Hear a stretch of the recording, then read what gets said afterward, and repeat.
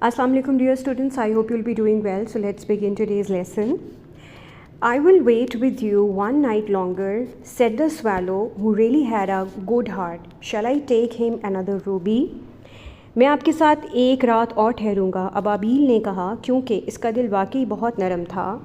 क्या मैं इसे एक और याकूत ले जाकर दे दूँ?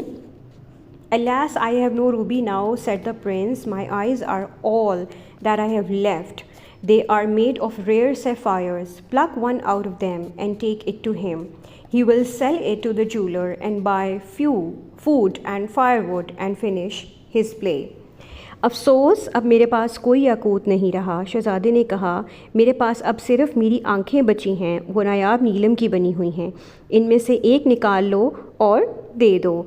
वो इसे जोहरी के हाथ बेच देगा और इसके बदले खाना और लकड़ियाँ ख़रीदेगा और अपना ड्रामा मुकम्मल कर लेगा.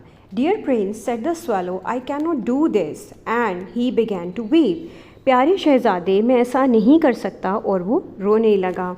Swallow swallow the little swallow, said the prince, do as I command you. अबाबील, शहज़ादे ने कहा कि तुम ऐसा ही करो जैसा मैंने तुम्हें हुक्म दिया है. So the swallow plucked out the prince's eye and flew away to the student's garret. It was easy enough to get in, as there was a hole in the roof. Though this he darted and came into the room. The young man had his head buried in his hands, so he did not hear the flutter of the bird's wings.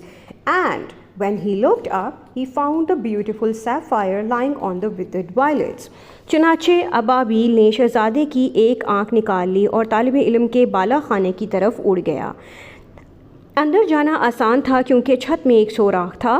वो इसी रास्ते से अंदर गया और कमरे में दाखिल हो गया. नौजवान ने अपना सर हाथों में छुपा रखा था, इसलिए वो परिंदे के परों के फड़फड़ाहट ना सुन सका.